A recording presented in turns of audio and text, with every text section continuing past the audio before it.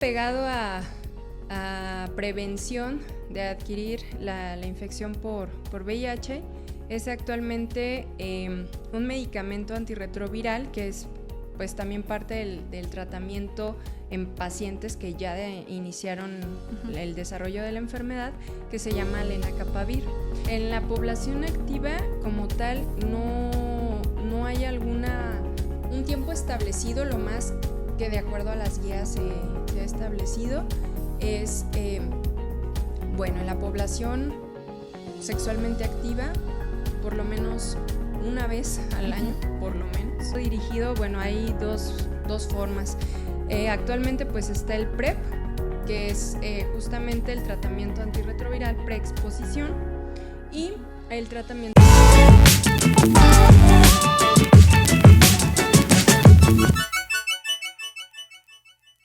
Bienvenidos y bienvenidas a un nuevo episodio en Salud, Pasión y Éxito. Hoy tenemos una conversación fundamental, urgente y necesaria. Vamos a hablar sobre el VIH y el SIDA. Yo sé que para muchas personas estas siglas todavía generan miedo, generan confusión, desinformación y estigma. Pero hoy vamos a romper con todo eso porque la prevención es poder y la información puede salvar vidas. Para ayudarnos a entender mejor cómo se transmite el VIH, cómo se previene, qué tratamientos existen para esto y cómo combatir estos estigmas, nos acompaña una invitada muy especial, la doctora Sofía Flores, quien hoy se encuentra aquí con nosotros en Salud, Pasión y Éxito. Ella es una infectóloga que tiene una gran trayectoria en este tema, una gran experiencia en el abordaje integral del VIH. Bienvenida, Sofía, ¿cómo estás? Hola, muchas gracias por la invitación. Buenas tardes a todos los que nos están escuchando. Pues me siento muy contenta por esta invitación y espero poder resolver la mayoría de las dudas que se tengan. Pues muchas gracias, yo muy contenta de que estés aquí porque es un tema muy interesante que debemos de hablar, que para la sociedad puede ser un cambio significativo en su vida. Y bueno, pues empecemos porque me gustaría que nos platicaras qué involucra precisamente esta especialidad o qué se necesita para ser infectóloga. Sí, claro. Bueno, yo pues empecé mi especialidad principalmente como médico internista. La realidad es que se tiene que realizar medicina interna para poder realizar infectología. Hice 4 años de medicina interna y 2 años de infectología. Estudié la subespecialidad de infectología en Centro Médico Nacional de Occidente en Guadalajara, Jalisco.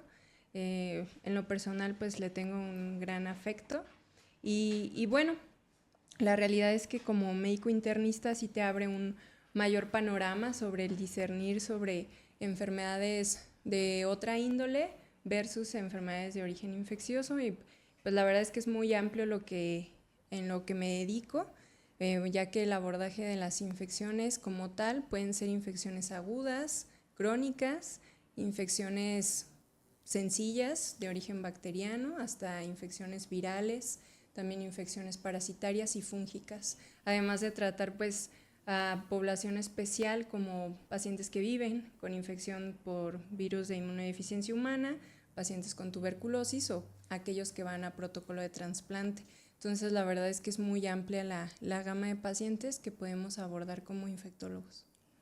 Está muy interesante este tema de la prevención y en la salud, y sobre todo este tema que ha sido muy controversial o un tema muy estigmatizado hoy en día por la sociedad, que ha sido como un tabú.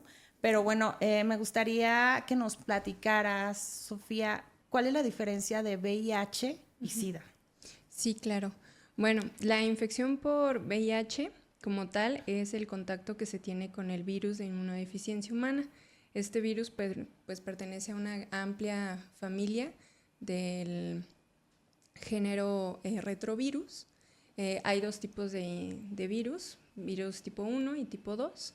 Y bueno, cuando se entra en contacto con el virus de inmunodeficiencia humana, se dice que el paciente tiene infección por VIH.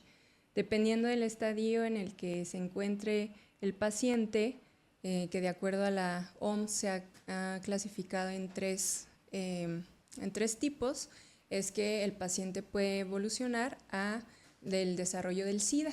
¿Esto en qué se basa o esta clasificación en qué se basa? En el conteo de CD4, es decir, de linfocitos que todos como seres humanos tenemos para combatir las principales infecciones y que es nuestro sistema inmunológico. Entonces, entre más deprimido esté el sistema inmunológico, es que se llega al desarrollo del SIDA, que es cuando prácticamente nuestros CD4, nuestros linfocitos de la subclase CD4, están por debajo de 200 copias. ¿A deprimido te refieres a que, bueno, no tenga, o sea, que sea un cuerpo que no tenga los suficientes nutrientes o que esté mal en depresión? ¿A qué te refieres con ese término? Bueno, es un tema, más bien es un concepto médico, pero sí, en efecto, es como lo que coloquialmente conocemos como bajas de defensas. Ah, sí, esa era la palabra Sí. que justo se me olvidó, pero bueno, No, dijiste no, por no ahí. hay problema. ¿Y cuáles serían las principales vías de transmisión del VIH? Porque generalmente las personas piensan que nada más es sobre el contacto sexual. ¿Esto es verdad?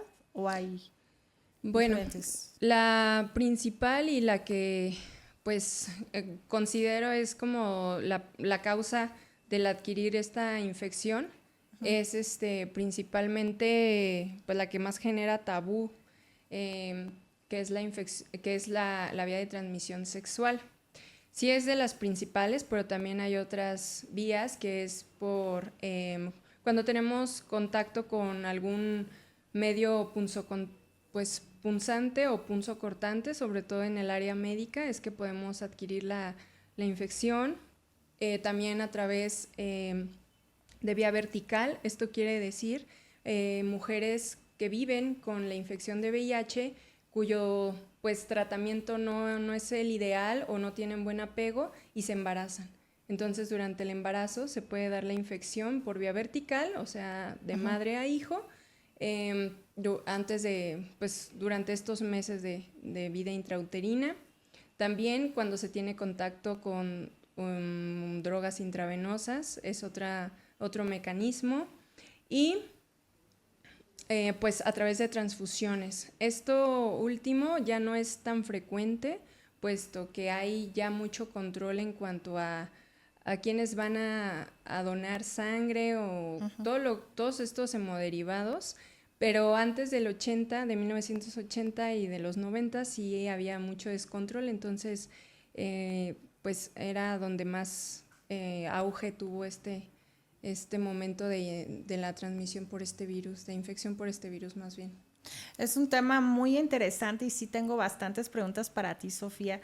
Fíjate que hay una persona que parezca completamente una persona sana, una persona normal y que padezca de VIH, sí, o sea, puede verse totalmente sana, es decir, que no se dé cuenta que trae este virus. Sí, de hecho lo más común es que pues de pocos síntomas. Habitualmente, o lo que se conocía antes, es síntomas relacionados al síndrome retroviral agudo o relacionado justo al momento en el que el virus comienza a replicarse en el cuerpo humano o del huésped en este caso.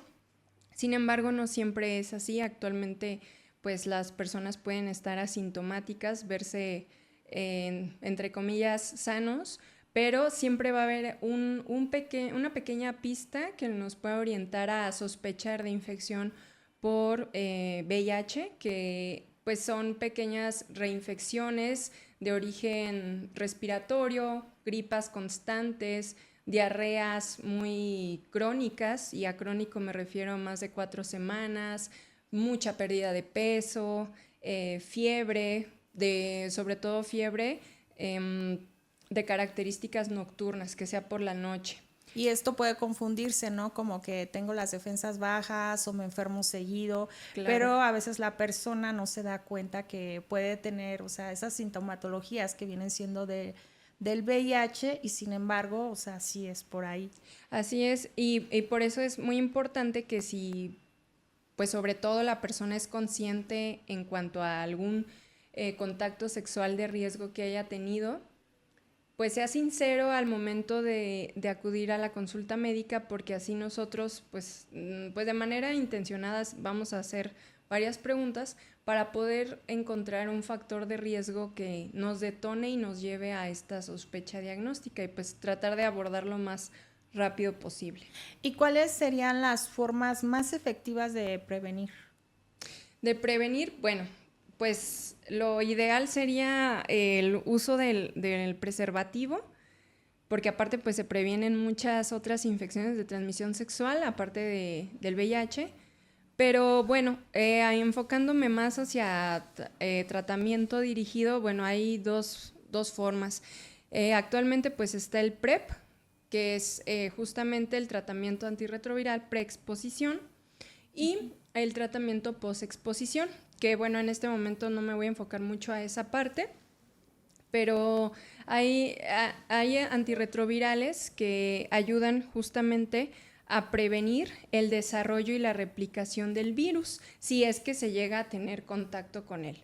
¿El PrEP para quién está recomendado? El PrEP está recomendado principalmente para aquellos que tienen parejas serodiscordantes, es decir, que por ejemplo, si yo tengo una pareja y mi pareja tiene infección por VIH, pero está controlado, tengo un mínimo riesgo de tener la infección. Sin embargo, aunque sea un mínimo riesgo del 1%, pues existe, no es 0%. Entonces yo sería candidata al PrEP. También en aquellos pacientes pues con vida sexual activa o aquellos que se dedican al sexo servicio, son idealmente candidatos para recibirlo. Yo creo que serían los principales, además también de usuarios de drogas intravenosas. Yo creo que serían de los grupos más selectivos. Y en el tema de las relaciones sexuales, ¿qué tan eficaz es un preservativo para que no te puedas contagiar del SIDA? O sea, ¿qué tan eficaz es la probabilidad? Es ampliamente eficaz del 99%. La realidad es que así como es eficaz para el no transmitir este virus, no lo va a hacer tanto con otro tipo de infecciones de transmisión sexual, principalmente bacterianas, como la Neisseria, la gonorrea, por ejemplo, o clamidia.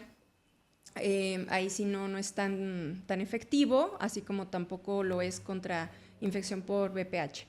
Pero para el virus de inmunodeficiencia humana sí, porque no logra atravesar la barrera que conforma en sí el material del cual está hecho el condón, por lo cual su principal mecanismo, y eso sí es muy importante, es que el contacto sea a través de los fluidos, es decir, pues contacto directo de mucosa a fluido, principalmente enfocándome a la vía de transmisión sexual.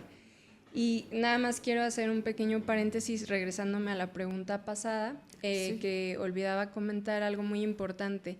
El PrEP si uno va a tener algunas vacaciones o algún comportamiento un tanto loco, como lo que es todo lo del Spring Break, la realidad es que no sería lo recomendable el utilizar el PrEP. ¿Por qué? Porque podemos tomarlo como una medida profiláctica justamente para tener un desorden en el comportamiento y en cuanto a la prevención de la infección como tal. Y eso... un paréntesis. ¿A qué te refieres con profiláctico? Profiláctico en que justo o de lo que se trata la terapia PrEP es de prevenir, si yo tengo contacto con el virus, el que este virus comience a desarrollarse. Entonces, el hecho de que yo vaya a tener algún desliz o X situación, para muchos es una conducta un tanto irresponsable.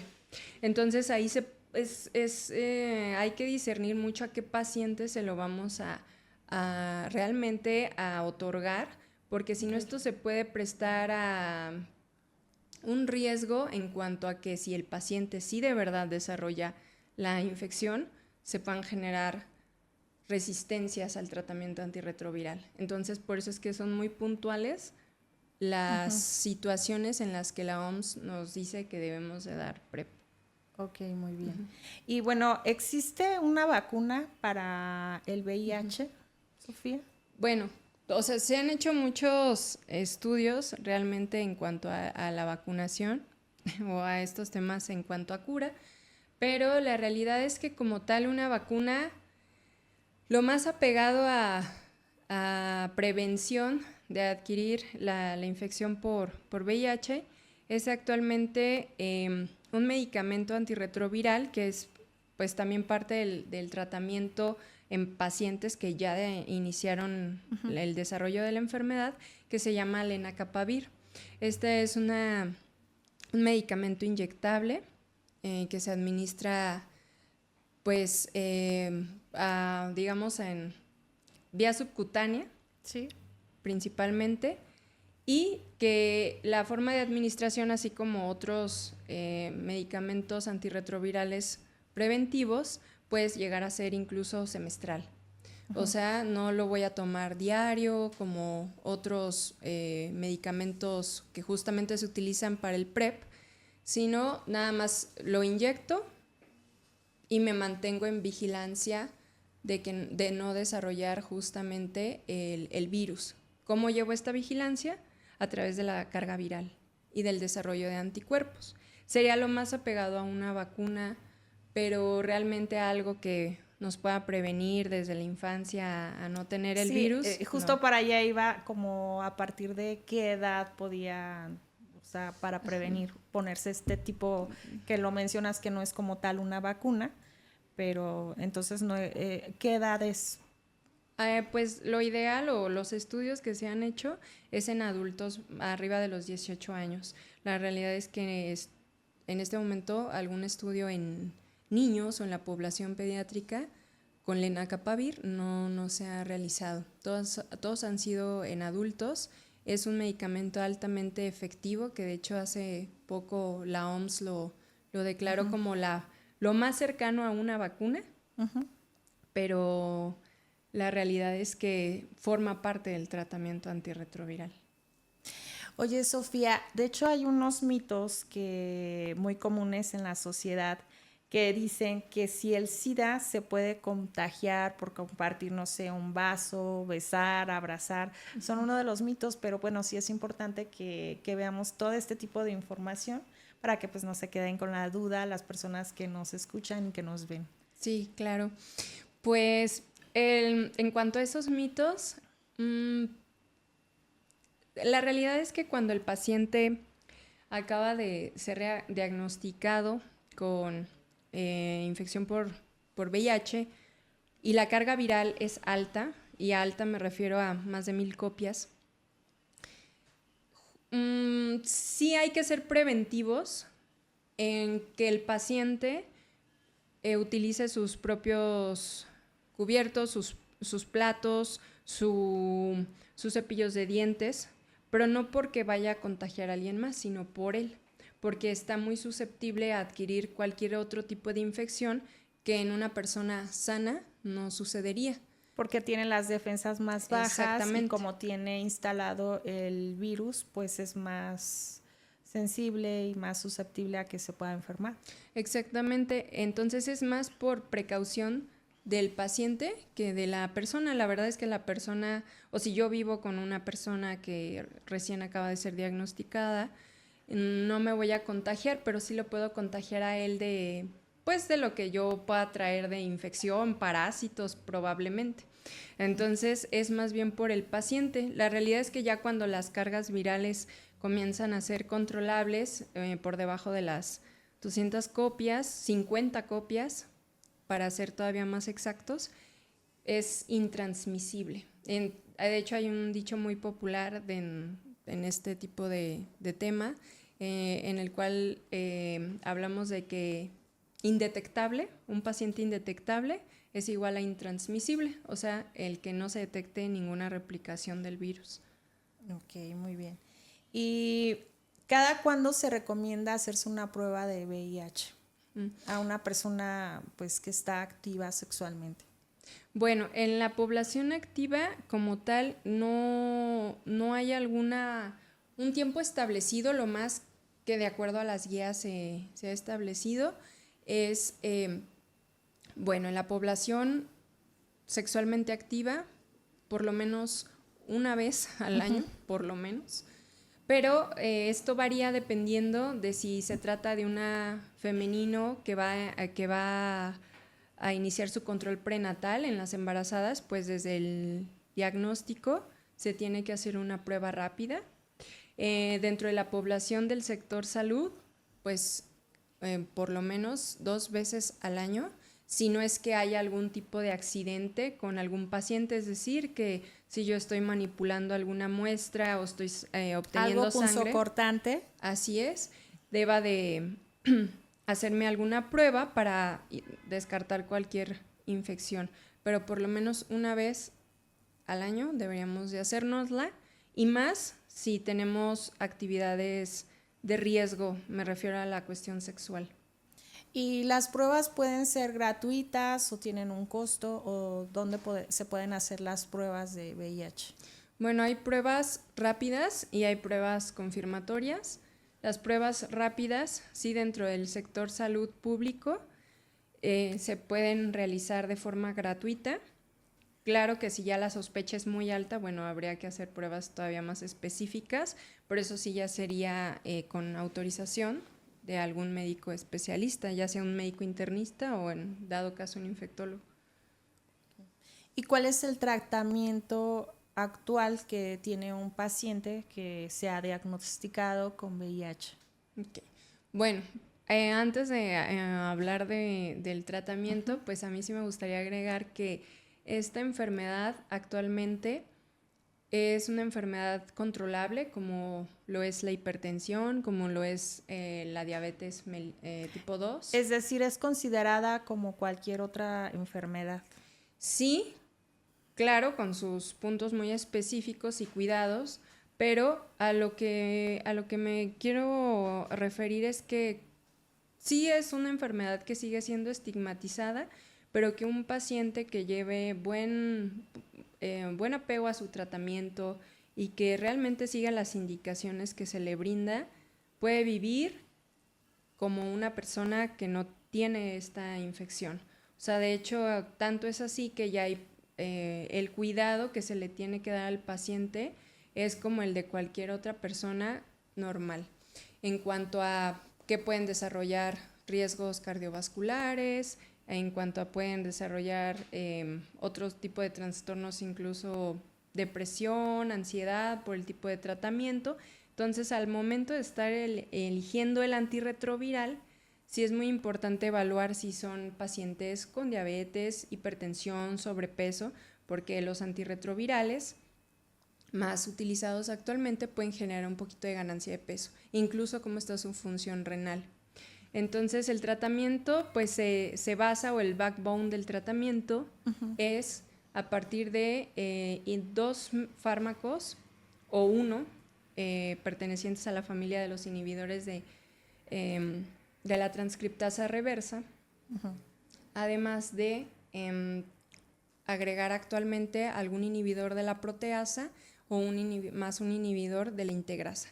Estas familias van enfocadas al tipo de enzima o nucleócido, ya hablando en cuanto a material genético, al cual el virus puede llegar a activar o utilizar ciertas enzimas, por lo cual estos tratamientos, digamos, al bloquear esta enzima o al bloquear que se adhieran a cierta parte del material genético, evitan la replicación del virus. Y bueno, hay otros mucho más modernos, y vuelvo a mencionar lenacapavir, que justamente actúan desde la capa, la cubierta del virus. Entonces lo detectan la cubierta y prácticamente desarman al virus. para que no entre a las células del huésped o del paciente en este caso. Entonces, esa es la base central del tratamiento, que actualmente pues es casi 100% efectivo. El detalle es que muchas veces pues el diagnóstico se va haciendo pues tardío, lamentablemente, y es cuando viene el deceso del paciente. Sí, o sea que no presentó una sintomatología, no se dio cuenta y se fue avanzando. Así es, o simplemente pues abandonan el tratamiento, porque lo hay, lamentablemente. Yo sé que no es una noticia grata el que se nos diga que tenemos este tipo de infección, pero de verdad que los pacientes desarrollan su vida tanto social como personal, como cualquier otra persona que no vive con esta infección. ¿Consideras que influye el tema tabú de la sociedad, la estigmatización, o sea, todo eso para que una persona pueda abandonar el tratamiento, que entre en depresión, que tenga ese rechazo porque sabe que tiene el virus, o sea, que es portador y que pueda sentirse no encajado de repente en la sociedad? Sí, claro, porque imagínate el contexto, ¿no? La situación, digo, hay diversas situaciones, pero simplemente si yo tengo la infección y tengo una pareja, pues ya desde ahí ya cómo me va a ver mi pareja, si es que sigue siendo mi pareja, o cómo me va a ver mi familia. Lo primero que se nos viene a la cabeza es, pues, porque estaba de promiscuo o promiscua, o sea, y muchas veces no tiene que ser así, como lo mencionamos pues a través de las vías de transmisión. Entonces, ya desde ahí el paciente anímicamente se va deteriorando, y sí, la depresión llega a ser una de las causas de por qué abandonan el tratamiento, porque actualmente el tratamiento es público y es un medicamento que es de muy alto costo, y la verdad el no aprovecharlo de forma gratuita a través de pues del sector salud, sí, híjole, sí, la verdad, sí nos debería hacer pensar un poquito. Sí, o sea, es un impacto fuerte para una persona que ya es portadora del virus, pero como tú lo dices, sin embargo, puede hacer con un buen tratamiento su vida normal, Claro. puede tener una pareja que obviamente le pasas la información y sí, sí hay casos, porque lo estuve revisando, donde una chica decía, yo pensé que ya mi vida no tenía sentido, que ya nadie me iba a voltear a ver, que ya nadie me iba a tomar en cuenta para una relación. Y sin embargo se encontró con una persona, le explicó el tema y bueno, llevó ella a cabo el tratamiento y bueno, hasta se casaron y continuaron su vida normal. Porque estamos hablando, como lo dices, que es una enfermedad como otra, pero sí es un poquito más puntualizada en que se te bajan las defensas, de que debes de llevar un tratamiento en específico. Sí, claro, y sobre todo nunca abandonarlo. Eso sí, nunca abandonarlo, es de por vida el tratamiento. Y bueno, ¿qué tan importante es un diagnóstico temprano? Muy importante, porque entre más comience a replicarse el virus, y pues obviamente más se deteriore nuestro sistema inmunológico, más vamos a condicionar al paciente a adquirir infecciones que se le llaman en este rubro infecciones oportunistas, las cuales principalmente pueden estar dadas por bacterias, por hongos, e incluso haber reinfección o reactivación de ciertas infecciones, como es la tuberculosis. Y aquí es yo creo que este sería otro tema, pero nada más así brevemente, creo que de las principales cosas que se le tiene que descartar a un paciente recién diagnosticado con VIH es el riesgo de reactivación por tuberculosis, ya que todos en menor o mayor porcentaje hemos estado expuestos a esta bacteria. Así es. Hablando de la tuberculosis, ¿nos puedes explicar un poquito generalizadamente qué es tuberculosis? Claro. Bueno, es una infección que generalmente está causada por una bacteria del género Mycobacterium. En específico, este es Mycobacterium tuberculosis. Hay dos grupos a grandes rasgos, que son las del género de las micobacterias y otras micobacterias que generalmente se desarrollan en la piel. Entonces, bueno, esta micobacteria tuberculosa en pacientes con VIH puede causar infecciones o más bien generar la reactivación de infecciones a nivel respiratorio, también a nivel orgánico, es decir, afectar principalmente vaso, intestino, colon y sobre todo al sistema nervioso central. Entonces, un paciente que vive con esta enfermedad y que tiene cefalea o dolores de cabeza de repetición, por mencionar un síntoma así general, o tos crónica, fiebre nocturna, hay que abordarle. Constancia. Sí, hay que abordarle y descartarle que sea por esta micobacteria. ¿Qué rol juega la educación sexual en la prevención de VIH? Yo creo que actualmente mucha, ya que, bueno, creo que es ampliamente responsable pues toda la sociedad, pero en general pues los padres creo que sí deberían platicar, comentar cómo a grandes rasgos es este contacto sexual y cómo es el desarrollo sexual desde edades pues que ya estamos viendo muy tempranas, no solo para evitar el que ellos no tengan la prevención y el no uso de un preservativo, sino que también si por alguna situación desagradable se llega a estar en pues en situaciones como violación, se pueda hablar. De hecho, este grupo es muy importante porque a ellos se les puede iniciar tratamiento profiláctico, porque pues no sabemos si la persona con la que tuvo el contacto ahí pueda tener el virus. Entonces, sí es importante tocar estos temas no con el fin de asustar, sino de que, bueno, yo como adolescente o como persona que comienzo a tener o el despertar sexual, sepa que si lo quiero tener, debo cuidarme, pues en primera, con un preservativo, y segundo, que si no me siento en confianza o no me siento lista, mejor no dé ese paso. Obviamente, pues aparte de hablar de esta cuestión de la vida sexual, también el platicar del uso de drogas, ¿no? Justo hablando de eso, doctora, me gustaría que nos dijeras qué le podrías decir a una persona que probablemente nos está viendo, nos está escuchando, pero siente miedo de hacerse la prueba. Pasa muchas veces que pues no puedes tener a lo mejor la confianza, te sientes aislado y dices, ¿y ahora cómo le hago? Tengo miedo. ¿Qué le dirías?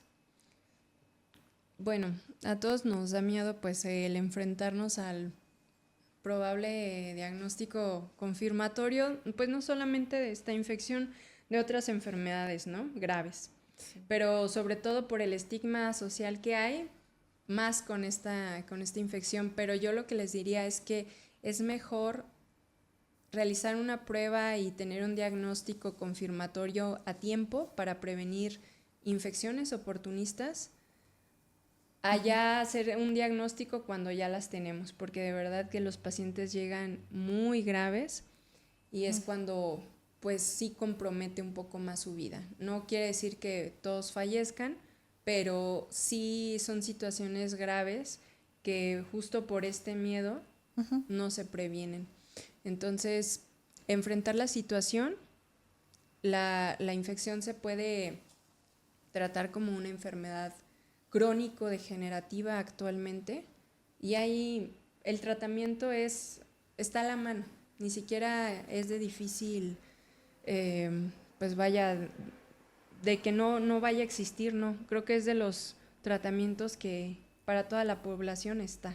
Entonces, tratar de dejar un poquito el miedo a un lado.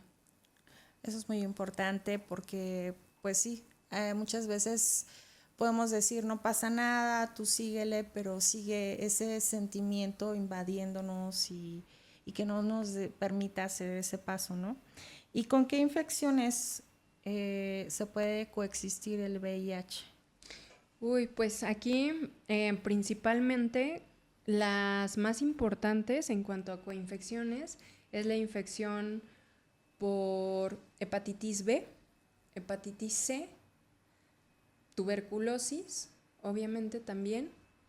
Y bueno, yo creo que ahorita sí está tomando mucho auge con BPH, porque aparte ya hay muchas pruebas para prevenir el cáncer tanto en hombres como en mujeres, tanto cáncer anal como cáncer de recto y colon, o en el caso de las mujeres, cáncer cervicouterino. Entonces yo creo que, bueno, de base, lo que debemos siempre descartar en un paciente recién diagnosticado con VIH es coinfección con hepatitis B, hepatitis C y tuberculosis, además de ver que la paciente, si es mujer, no está embarazada, porque ahí el esquema de tratamiento cambia y hay que hacer modificaciones y darle prioridad a la infección viral que en ese momento se esté manifestando, o en su defecto bacteriana en el caso de tuberculosis, porque sí el tratamiento cambia un poco. Justo ese es un tema muy interesante, doctora, porque, por ejemplo, nos mencionaste hace un ratito que una persona que es portadora de VIH y SIDA lo puede transmitir al bebé. Entonces, ¿qué pasa con un bebé que ya tiene SIDA? ¿Cómo sería lo principal? O sea, el tratamiento, ¿qué se hace con un bebé? Bueno, si fue hay que ver el contexto, porque si es una madre que tuvo todo su control prenatal, su tratamiento antirretroviral, desde un inicio del embarazo, las probabilidades son prácticamente nulas de transmisión vertical. Pero si es una situación en la que la mamá no tuvo buena adherencia al tratamiento, o a veces sí lo tomaba, a veces no, o definitivamente no tuvo el tratamiento antirretroviral por X situación, ahí lo que se tiene que hacer, si ya la mujer está pues en proceso de parto o cesárea, según corresponda, es iniciar a administrar un antirretroviral que se llama sidobudina a la madre durante el proceso quirúrgico o durante el parto, todo pues lo que conforma el evento del parto, y posteriormente al bebé realizarle pruebas como carga viral, por mencionar algunas, conteo SD4, para tratar de pues discernir si el bebé también tiene o no la infección y administrarle también el medicamento al bebé, que en este caso sería el mismo sidobudina. Y doctora, ¿consideras que la parte de tener terapia psicológica o no sé, psiquiátrica es importante junto con el tratamiento y aparte tener este acompañamiento de un especialista en ese tema? Sí, claro. Yo creo que la función de los psicólogos, principalmente enfocados a esta población, es muy importante porque aparte de que nos ayuda a todo lo que es la situación de depresión, negación, duelo por haber adquirido esta infección, también nos ayuda a ver si hay efectos colaterales o efectos adversos propios de los antirretrovirales. Hay antirretrovirales con mucho efecto a nivel del sistema nervioso central, como es el efavirenz, por mencionar uno, en el cual puede haber cierta ansiedad o ciertas alteraciones en cuanto a estados más depresivos, melancólicos, y que no justamente el paciente así se sienta o se haya sentido cuando iniciamos el tratamiento. Entonces sí es muy importante este apoyo para nosotros y todos lo deberían de tener. Y bueno, ¿dónde podemos encontrar más información o precisamente apoyo sobre este tema que es muy interesante? ¿A dónde podemos acudir? Bueno, en cuanto a información, para la población general, no médica, podemos encontrar páginas como el Cencida o GESIDA, en donde hay información para la población. Hay guías, ya hablando desde el punto de vista médico, sí, que está en la guía europea y la guía también mexicana, en cuanto a cómo es la evaluación, tratamiento, diagnóstico. del paciente que tiene infección por VIH. Y bueno, lo más importante es que si se tiene una duda o alguna situación muy específica, sí se acuda con un experto, porque si esta pérdida de tiempo es justo lo que pues hace más vulnerable al paciente. Muy bien, esta información es muy importante que no la platiques, porque pues sí, muchas personas luego dicen, pero sí, ¿a dónde acudo? O en qué páginas encontramos la información y todo eso. Y sobre todo me gustaría que nos dieras un mensaje a todos nuestros oyentes sobre el SIDA y el VIH. Sí, bueno, pues en mi mensaje principalmente es que esta infección tiene control. Si el paciente se apega al tratamiento, el paciente puede vivir muchos años más como cualquier otra persona con diabetes, hipertensión, hipotiroidismo. Es una infección que actualmente tiene tratamientos muy bondadosos y muy efectivos que nos llevan justamente a esta indetectabilidad y poca transmisión hacia una pareja. Entonces, si yo me mantengo en control y mis cargas virales son por debajo de las 50 copias, tengo mi sistema inmunológico, en este caso los CD4, por arriba de 200, que son las metas a grandes rasgos que un paciente controlado debe tener.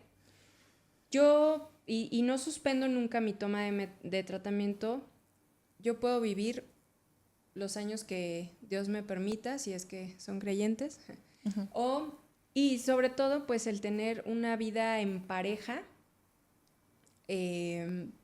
como cualquier otra persona normal. Entonces ya no hay que escandalizarnos, más bien hay que actuar.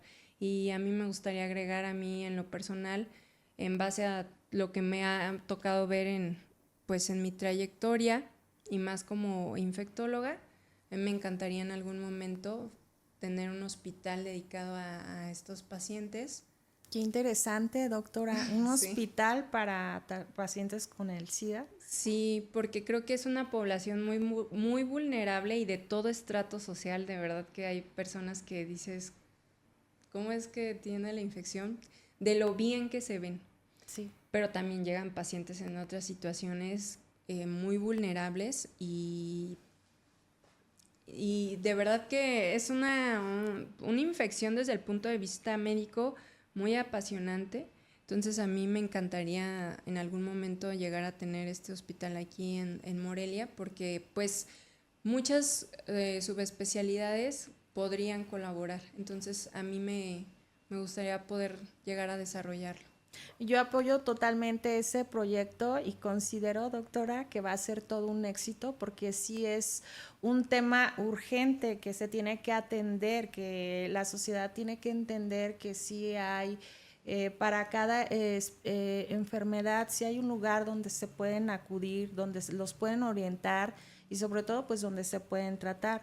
Y ahorita precisamente hablando de las personas que tienen este virus, también existe la otra parte, las personas que no lo tienen. ¿Qué consejo das para todas esas personas que no tienen diagnosticado esto?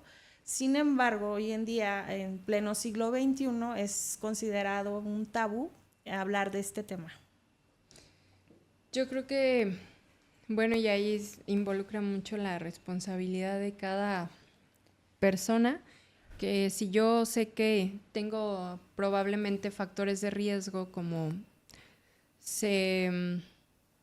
pues tener múltiples parejas sexuales, el ser usuaria de drogas intravenosas, pertenecer incluso al mismo sector salud por el contacto de este material punzocortante, o que he sufrido alguna situación de riesgo como lo es una violación, acuda a realizarme una prueba de tamizaje, una prueba rápida, porque entre más tiempo se pierda, o sea, más rápido comienza a replicarse el virus y pues con ello más complicaciones. Sé que suena fácil el decirlo, pero sé también que es complicado el ir. De verdad que tratemos de quitar un poquito ese miedo porque, híjole, no saben los problemas que se pueden evitar yendo a hacerse una prueba rápida. Y en el remoto caso que saliera positiva, se inicia tratamiento antirretroviral de forma rápida. O sea, no hay como el control y el ir ahora sí que de la mano de justo este apoyo psicológico, incluso familiar, y eso es lo que a veces hace que el paciente se muestre renuente a ir a hacerse una prueba. Pero créanme que a tiempo todo tiene un mejor pronóstico. Siempre considero que es importante esta parte de poderlo platicar, aunque exista el miedo, poderlo externar a la familia, a personas allegadas con las cuales puedas sentir la confianza y puedan completamente darte ese apoyo, ¿no? Que siempre lo necesitamos, que sea integral. Siempre lo he dicho como asesora yo de seguros en el tema de la protección. Esto viene siendo como los accidentes. Un accidente es algo fortuito, inesperado. Nadie pensamos que nos pueda pasar, ni nos levantamos pensando hoy me voy a enfermar, hoy me va a pasar esto, el otro, pero sin embargo la probabilidad existe y pasa también con este tema. O sea, no es como de, ay, ese tema a mí no me interesa porque a mí no me va a pasar. A cualquiera nos puede pasar en cualquier momento y quizá, como lo dices tú, muchas personas ya son portadoras de este virus y sin embargo no se han dado cuenta. Es por ello que es importante la invitación para que se hagan la prueba, ¿no? Sí, las pruebas de tamizaje, pruebas rápidas y si salieran positivas, bueno, yo lo más recomendable pues sería acudir con un experto para poder realizar una prueba confirmatoria. Y como experta, pues tenemos a la doctora Sofía Flores. Platícanos, Sofía, ¿dónde te encontramos en tus redes sociales para que pues las personas que estén interesadas para más información acerca del tema puedan acudir contigo? Sí, claro. Pues mis redes sociales están en Facebook e Instagram como doctora Sofía, infectóloga. Actualmente pues yo trabajo en Uruapan, ahí tengo mi consultorio privado y bueno, en las mañanas trabajo en el área pública como médico internista. Sin embargo, aquí en Morelia no tiene mucho, recientemente acabamos de pues abrir otro consultorio aquí. Yo me encuentro los días sábados y viernes y sábados, ofreciendo consulta pues como infectóloga, entonces pues ahí si algo se les ofrece, con mucho gusto. Claro que sí, bueno, pues todos están invitados para que puedan informarse o si conocen de alguien que necesita esta información valiosa, pues también puedan compartirlo, tus redes sociales y demás. Y bueno, pues nos despedimos de este podcast, esta información muy interesante. Muchísimas gracias, doctora. La verdad es que hoy no hablamos solamente de medicina, sino que fuimos más allá con el tema de la prevención, cómo cuidarnos, cómo quitar toda esta estigmatización en la sociedad hoy en día, el tema del tabú. Y bueno, aprendimos muchas cosas sobre el tratamiento, dónde debemos asesorarnos y toda la información relevante que las personas que nos escuchan y que nos ven deben de saber. Sí. No, pues gracias a ti y espero que esta información les sea útil. Quizás, bueno, nada más agregando un último punto y un poquito quizás fuera del tema, pero muy importante que no solo la población en general debemos de vacunarnos, la población que vive con VIH también. Entonces, hay vacunas muy puntuales que ellos deben de tener. Pues muchísimas gracias, doctora. Es un gusto que hayas estado hoy aquí en Salud, Pasión y Éxito. Y bueno, pues si este episodio a ti te dejó pensando, compártelo con personas allegadas, compártelo con muchísimas demás audiencias y pues muchas gracias por estar aquí y nos vemos en otro episodio más aquí en Salud, Pasión y Éxito con Julia.